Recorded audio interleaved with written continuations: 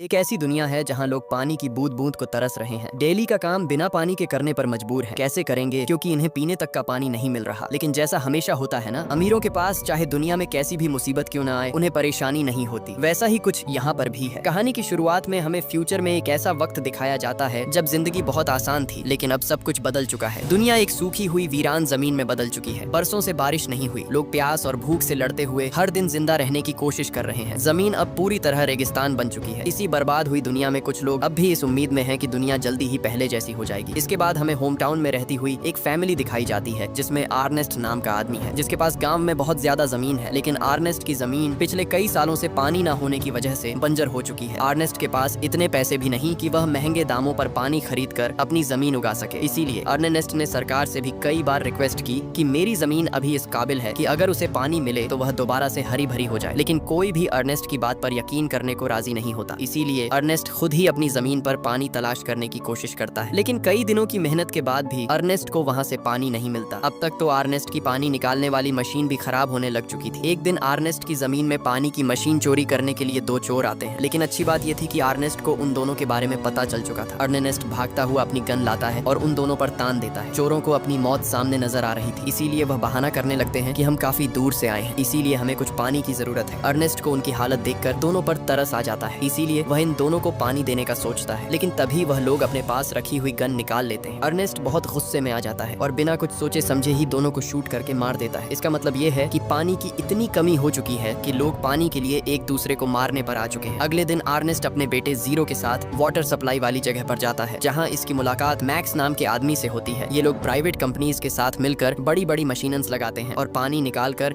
शहर के अमीर लोगों को महंगे दामों पर बेचते थे। अर्नेस्ट इनको बताता है कि यहाँ से कुछ दूरी पर मेरा खेत है। आपकी मशीनस की वजह से जो थोड़ा बहुत पानी हमें मिलता था, अब वह आना भी बंद हो गया है, इसीलिए आप लोग अपनी मशीनस को यहाँ से कहीं और ले जाओ। लेकिन मैक्स अर्नेस्ट को बुरा भला कहता है और उसकी बात मानने से साफ साफ इनकार कर देता है। अर्नेस्ट भी अब चुपचाप कुछ पानी लेकर वापस घर की तरफ निकल आता है। अर्नेस्ट के पास इतना खाना पानी नहीं था कि वह अपने गधे को भी पेट भर कर खाना दे सके, इसीलिए अर्नेस्ट के गधे की हालत भी खराब हो चुकी थी। वह बहुत ज्यादा कमजोर हो चुका था। रास्ते में आते हुए गधे का पांव एक पत्थर से स्लिप होता है और वह नीचे जा गिरता है, इसीलिए उसके अगले दोनों पांव टूट जाते हैं। बेचारा गधा पहले भूखा प्यासा परेशान था, लेकिन अब वह चलने के काबिल भी नहीं रहा। वह बहुत ज्यादा दर्द में था। अब अर्नेस्ट अपने गधे को दर्द से आजाद करने के लिए ना चाहते हुए भी उसे मार देता है। इसके बाद यह दोनों घर वापस आ जाते हैं, जहाँ हम अर्नेस्ट की बेटी मैरी को देखते हैं, जो मिट्टी की मदद से बर्तन साफ कर रही थी। अब इन लोगों के पास सामान इधर उधर ले जाने के लिए गधा नहीं था, इसीलिए अर्नेस्ट अपने बेटे के साथ रोबोटिक फॉर्म में जाता है, जहाँ ऐसे रोबोट्स तैयार किए जाते हैं जो लोगों के लिए एनिमल्स की तरह काम करते हैं। आज इस कंपनी ने पहली बार एक रोबोट तैयार किया था जो ह्यूमन नीड्स के हिसाब से बनाया गया था। सभी लोग यहाँ इकट्ठे हो जाते हैं, इसीलिए इस रोबोट की बोली लगना शुरू हो चुकी थी। यहाँ फ्लेम नाम का आदमी किसी तरह भी इस रोबोट को खरीदना चाहता था, लेकिन अर्नेस्ट फ्लैम से ज्यादा बोली लगाकर रोबोट को बाय कर लेता है, जिस बात का फ्लैम को बहुत गुस्सा था। इसके बाद अर्नेस्ट और जीरो अर्नेस्ट की वाइफ कर्लीन से मिलने एक हॉस्पिटल जाते हैं। अर्नेस्ट की वाइफ कुछ समय पहले एक एक्सीडेंट की वजह से बहुत ज्यादा बीमार हो गई थी, इसीलिए कर्लीन अब एक खास फ्रेम की मदद से ही जिंदा रह सकती है। अर्नेस्ट के पास इतने पैसे नहीं थे